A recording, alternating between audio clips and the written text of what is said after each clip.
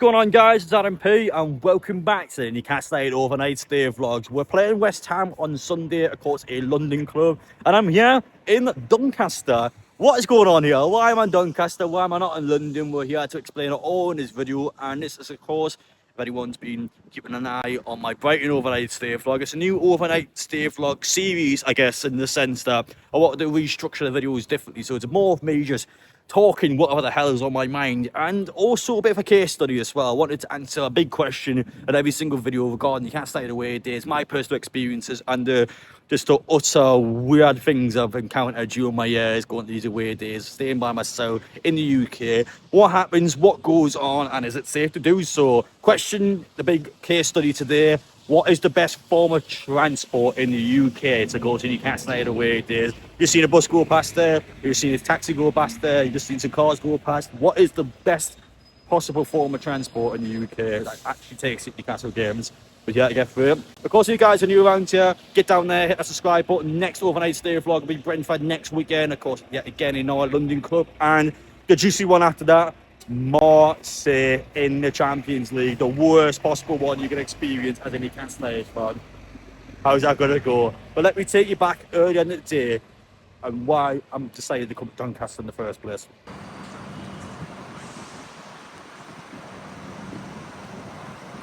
Time is currently 6:10 on the Friday night here in Newcastle. Of course, that means it's Halloween night, and instead of me being inside the bars, my Halloween costume on, enjoying and taking in the celebrations, I'm a bit of a fun sponge this year. My Newcastle gear is here, and we are heading down south for 3 nights. So normally when I'm doing away days, especially fixtures in London, I always do 2 nights. But for this particular fixture, we've got rail engineering works tomorrow from York, so that means the station's completely off. You can't go in and you can't go out at station. So in terms of trains, what I would have to do if I was to go down tomorrow, train to Darlington, I believe, then a coach all the way to Doncaster or to Leeds. Either way, it's a long coach, so you've got to get that sorted, then get back on the train. It takes around 4 to 5 hours to get to London, and admittedly it's not the worst thing in the world. I've definitely seen worse strikes than this particular one, but with the works on, for me it's an extra £40 where I can just go down to Doncaster at night. So I cut half the journey off tonight, and tomorrow I go from Doncaster down to London. Price wise, I think the trains, because I tend to go off peak times as well, I go down late tonight and then early-ish back on the way home. So for me, it's like probably cuts a bit of the money off, so it's not too much of a difference. But I wanted to direct this particular overnight stay vlog to travel and what transport is best in the UK to attend Newcastle United away games by showing a negative example of trains and how it is heavily destructive if you are someone that has to go there and back on quite a tight schedule.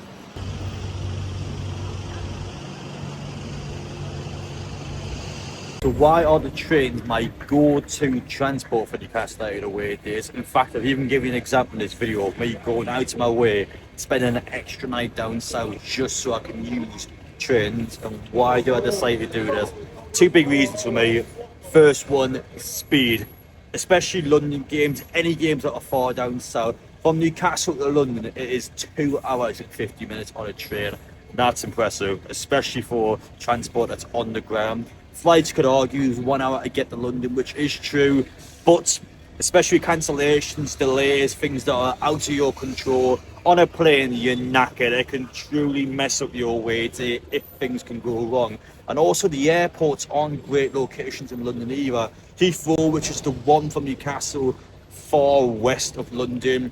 I know, for example, Brighton, you can use something like London Gatwick. Hello lads, right? I know for south fixtures like Brighton, you can fly to London Gatwick, but Newcastle does not go direct to London Gatwick. You've got to go from Edinburgh to do that. So I don't feel like flights are the most feasible and the most comfortable experience to do. And I would say in terms of train, for my second bullet point, it's just how comfortable trains are. It doesn't even feel like you're traveling. You just go on a train, you get off the train and you feel completely the same. Whereas on a coach, it properly tires you out, and I would argue with driving as well, tires you out. And while I would personally get a car to short away games such as Manchester, and we speak about Manchester now because We have them Boxing Day 8 p.m, which is the only Premier League Boxing Day game this year. In typical fashion, Newcastle United is away on that day.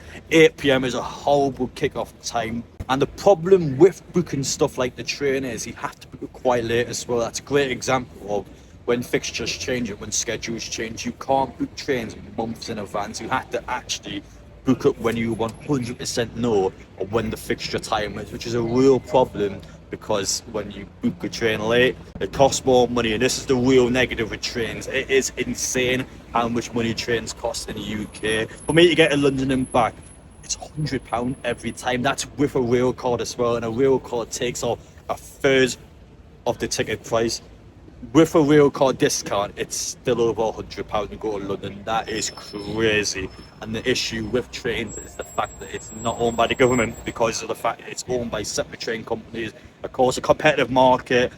They bump the prices up as high as possible to maximise their profits. And people like me are also part of the problem because, of course, despite the fact of how expensive train prices are, they're still always full. They've always got hundreds or thousands of people going on trains, and trains haven't got a reason to then bump the prices down because people are always using that transport. So unfortunately in the UK, we have a problem where the trains are probably the most expensive trains on the planet in terms of getting on one. It's just a ridiculously overpriced in the UK. But I would still stand by it is the best form of transport you can possibly use to get to Newcastle the way it is.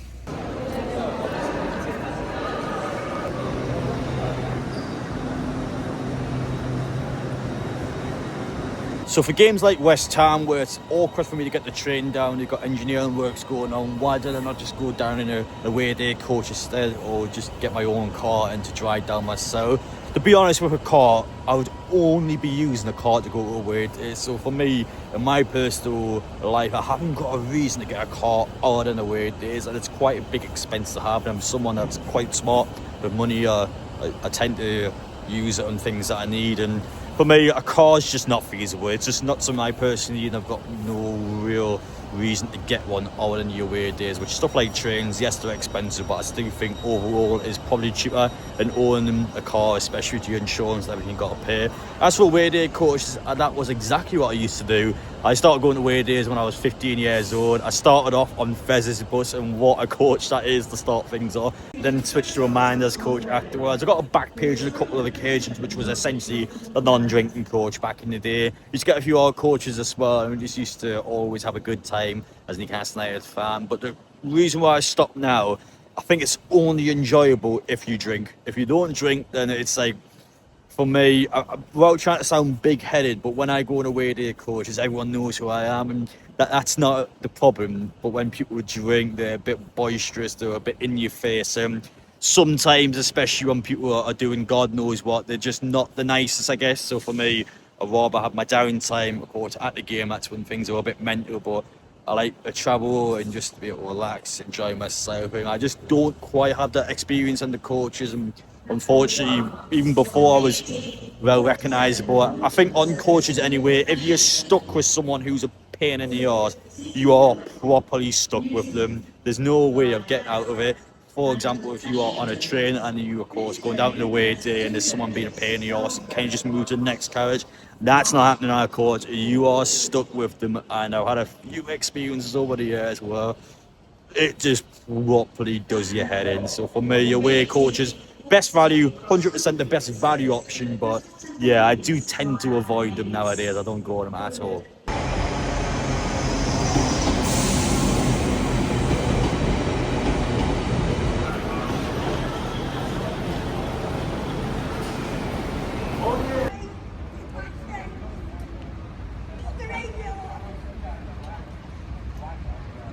Here we are, arrived at my first destination of the trip, as I'm just about to check into my first hotel of the trip, Doncaster.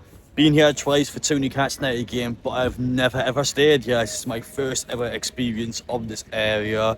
Now, I'm going to tell you a couple of stats about Doncaster. It's actually the only team that I've ever ran away from their opposition fans. So me and about 10 lads, couple of girls who were around 15, 16 years old at the time. It was basically about a 2-2 draw with Doncaster under Benitez. I believe it was a pre-season ahead of the championship year. And we went down there, go to the game. and we went out from the game afterwards back to the train station. I kid you not, I think they're called the Doncaster mob. It's basically lads around the same age, about 20 to 30 of them. For whatever reason, they've seen us after the game and decided to chase us all the way back to the train station. We've all had crazy beers on. I'm not even joking, a lad with us, I know him fairly well, never ever backs down from any fight. And probably the hardest lad I had of our year. He was rough, like, he'll beat anyone up. And I looked over, I seen him drop a crate of about 20 bottles, and he's run away dropping his beer. We all legged the back to the train station, got to the train station at Newcastle fans. I think I had a bit of a blockade with the police, and yeah, they basically got kicked out. Yeah, I wouldn't be surprised actually if they just done that just so we could drop all our beer and they'll get themselves a bunch of alcohol for free. But yeah, believe it or not, Doncaster is the only ever opposition team that has actually managed to chase me and chase a bunch of Newcastle fans away somewhere. I say that ahead of Marseille because I feel like that might potentially break the mold and become team number 2. But I can't believe Doncaster Rovers fan base has actually been the first ever and only fan base that has been able to chase me away, and not Sunderland and not some teams that you might potentially expect on the list.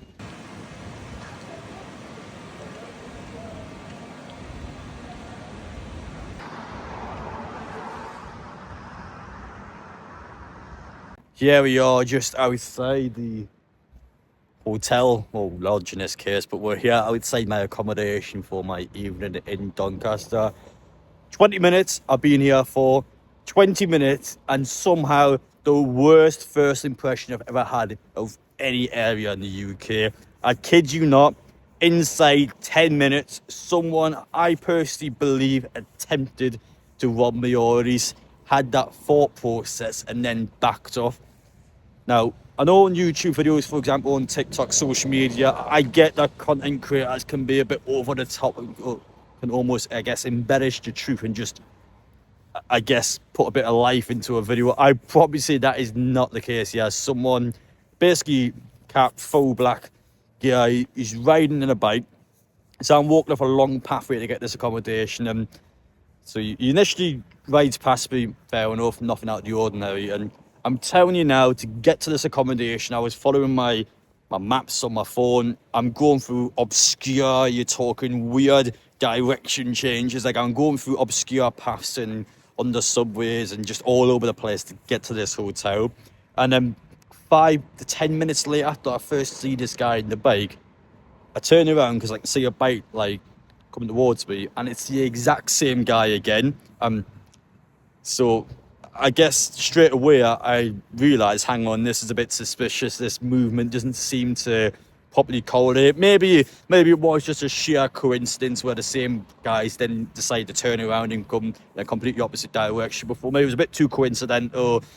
Straight away, phone towards my chest. I'm not having anything hanging out. I think especially if you're wearing AirPods, for example, or earphones on a night out with your phone out, you're always looking for people on bikes, motorbikes that will attempt to snatch out your hand. Like, I'm not exaggerating. This does happen. London's quite famous for robberies like this. And maybe I've misjudged or misunderstood the situation. I personally believe he was attempting to do that.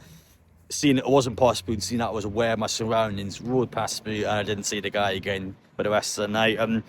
There was a second incident. It wasn't really an incident, to be honest. I was walking up at the hotel. A lady came over. Have you got a pound you can give me? She doesn't ask for explanation. She doesn't go, oh, I'm homeless, or, I'm currently struggling.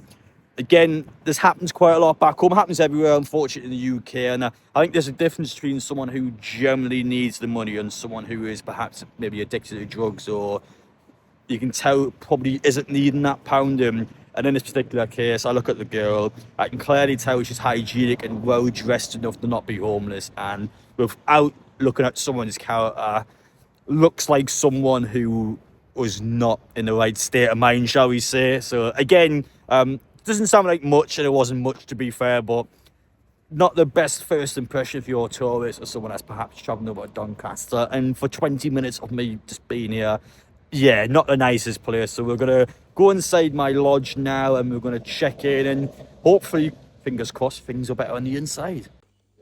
As for the hotel room, we are staying in 105, and I'll show you the room number because, of course, I will be checked out by the time you're watching this video. Oh, this is a first for me. Let's have a look at this. So, please be aware that we currently have a deaf employee who works here. Please be patient with her if she does not hear you when she knocks on your door. Fair play, by the way. I have never ever seen her in any form of accommodation before. I've actually got a deaf employee working here. Good on you. Seriously, good on you. As for the layout here, so this is what the lodge looks like.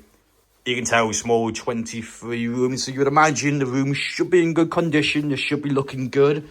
And we'll show you what's on the table here. This, by the way, this has got my attention. 6 to 10 a.m. breakfast, £3.50 per person. What the hell do you get for £3.50 breakfast? You know what?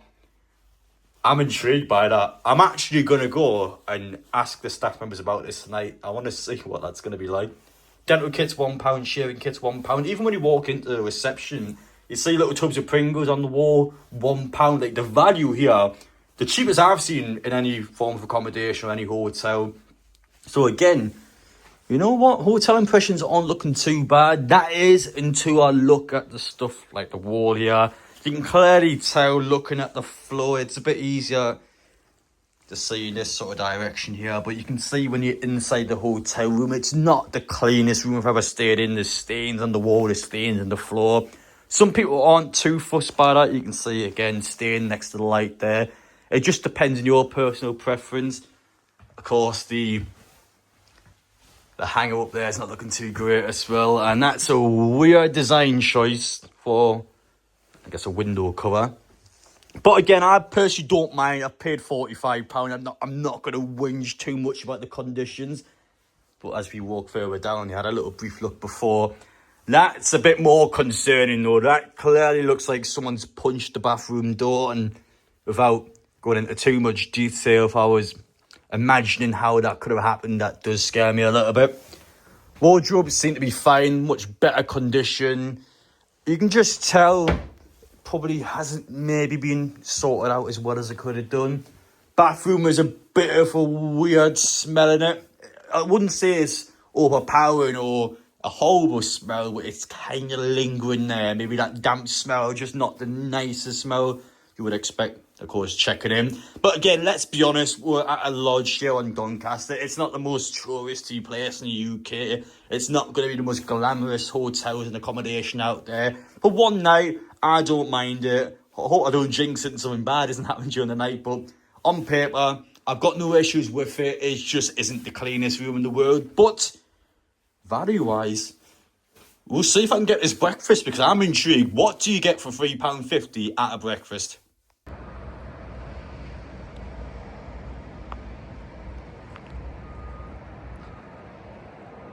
Just currently walking back into Doncaster now. I'm going to get myself something to eat before I go to bed tonight. I've had a dirt moment, a stupid dirt moment when I went to reception. So, again, as I mentioned before about the continental breakfast, I was going to ask, well, what do you get in this breakfast? You know, I want to pay the £3.50 and have it in the morning.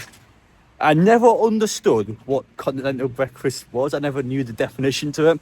So I get taught at reception, it's nothing cooked, it's bread, it's cereal, muffins, pancakes, whatever it may be. And for £3.50, still quality, but they're just not the things I personally eat for breakfast. So I kind of just said, well, you know, have a think about it. I might come back later and say yes. But obviously, you can tell I'm rejecting the request. But I kind of did it in a bit of an awkward and not the best way. I should have just been straight up and said, I'm all right, thank you. But I never understood what continental breakfast was. I always think continental breakfast is just a fancy way of saying breakfast. I never understood it actually had a meaning. And yeah, so I felt a bit stupid after that. But oh well, I'm going to go get something to eat now. And then we're going to settle in the bed afterwards. And hopefully the condition of the bed is looking good today because I certainly want something to go our way.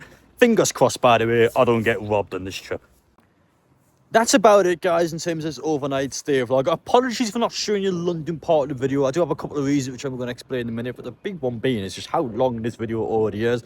I'm surprised. I've obviously been talking for quite a bit. I've been explaining and showing you quite a lot. So, yeah, I feel like the length of the video, going down to London, which, to be honest, Brentford away next weekend anyway. So you're going to see a London overnight stay vlog next weekend. So I feel like for the sake of this video, there's already been loads going on. We're putting West Ham, and I'm here in Doncaster. I've been here less than 15 minutes and someone's attempted to rob me, and I don't know what a bloody continental breakfast is. So you guys have had a few there. You guys are probably enjoying yourselves, even though it's not been the best experience for me, and it's already been a long enough video, so I'm not got much more I need to dive into. And I'm going to show you the London part in my video next week against Brentford. In fact, I can actually, to be fair, I can actually still record the London bits tomorrow, then maybe just add it into the start of the Brentford overnight stay vlog. And that could work out better. I can maybe show you 2 different hotel examples in London, compare maybe a cheaper hotel to a more expensive hotel. We can just go to 2 dumps and just show you 2 dumpy hotels in London. Let me know your opinions on that. But there's still all reasons as well. Now, Gateshead, for example, is playing against Wimbledon tomorrow, so I might actually go and watch that game. If I do go and watch that game at Wimbledon Stadium, the structure and the timing of the upload and just everything, I guess, in a YouTubing sense when I'm uploading videos might be a bit awkward timing wise. So again, I'll kind of rather get a video out midday that's already been fully uploaded and prepared and everything. Secondly, no idea how the Wimbledon game is going to go in my point of view. Of course, if you remember last season, I was a bit of a dick towards Wimbledon, not going to lie. You can probably tell in my point of view, I've spent a lot of money to go down to Wimbledon. It hasn't went too well. I was going through a bit of a crap time in my life, to be honest, and that's not an excuse because I've still kind of been a bit crap with, of course, a lower league side. But yeah, I might go to the game tomorrow. I don't know. It depends. But yeah, I just wanted to quickly mention that because I might potentially do that. If not, I'll be doing some shopping anyway tomorrow. I'll be doing a little bit of shopping in Doncaster, then a little bit of shopping in London, and ordering a hotel and a couple of other bits and bobs. I've done everything I need to do in the video already. So yeah, for next week, we'll put the London bits in, or I just structure it differently. We'll just do the London overnight stay vlog anyway. Of course, after Brentford away, it is the juicy one, Marseille away. That is the worst possible away day you're going to do as a Newcastle United fan. Maybe if I'm fortunate enough to get some potential horrible European fixtures in the future. But on my lifetime, Marseille, I think it's the worst of the worst. I think it is the worst you can possibly do, and we'll explain why in the video leading up to Marseille, and of course while you're over in France, we'll be able to show you and encounter some mental things myself. And I guess Doncaster tonight has been able to give me an appetizer of the sort of crap that we should be expecting over there. It's not nice. Of course, club colours, for example, well, I'm trying to show you here, club colours not allowed at all in Marseille. Even just showing off the fact you're British, speaking English, and giving any indication that it could be a tourist, that's a potential no-no for you. So we'll go into a lot more detail about that in the future when time's suitable. Couple of final things I wanted to say in this video. Of course, my last overnight stay vlog, I mentioned the fact that someone I know quite close has cancer, and I want to go into a little bit more detail about that because, of course, in the background, individual is getting their operation next week, so it's kind of like something's still on the background. But yeah, I'm still making videos properly now. It's not affecting me anymore, I guess, in the Newcastle United sense when I'm uploading videos or my structure surrounding videos. So I just wanted to mention a couple more things about that because I know a lot of you guys who have got personal experiences with cancer had a chance to come on my video last time. Unfortunately, I haven't replied to them all, so so sorry if that was what I used, by the way. Please don't take any offence to that. I do generally get a ridiculous amount of comments. You're talking across my social media pages, it is in the thousands. Like I might sound a bit cocky, but it's really hard to keep on top of it, and sometimes it can be a bit overwhelming. I will try honestly my best to reply all comments and to interact with you all, but sometimes it just is not manageable. So please don't take any offence if that happens to you.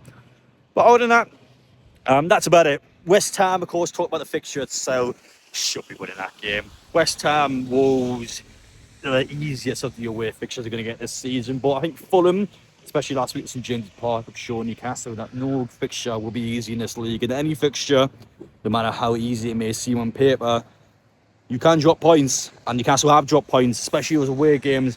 Horrible away form. It's not good at all. No, and a 2-1 loss. We need to sort that desperately. West Ham's a winnable game. Brentford, hell, that's a hard away game next week. That's not an easy game at all. They've been good this season as well. Sorted out on West Ham next week against Brentford. Bit of a harder game, but again, you've got to have the ambition. You've got to go for these matches. I think we do beat West Ham. Has to be convinced, in my opinion. Sort this away form out. Sort this away nonsense out and just get it over and done, because our away form has been honking, I would argue, for years as well. Not just this season. I think for a couple of years When's the last time we've actually beat a good team away? I think maybe in Villa a couple of seasons ago in the Premier League. I'm not including Arsenal in the cup. Our last actual league good away win was Villa. Like, we need to work on that because our form is just not good. That's probably what's holding us back in the league. So sort it out, lads. Take care, everyone. Hope you enjoyed your overnight stay. I'll let your opinions down below if you've ever stayed in Doncaster before. My first and probably last night out in Doncaster. I've not enjoyed this one, but so is this the worst I've been now? I think it's up there. I actually think it is up there, you know. Top five. I think this is top five worst I've been to. Sorry, Doncaster, if anyone's from there. But yeah, I've not had a good time here. Appreciate you guys watching anyway. Take care, and we'll see you all in the next one.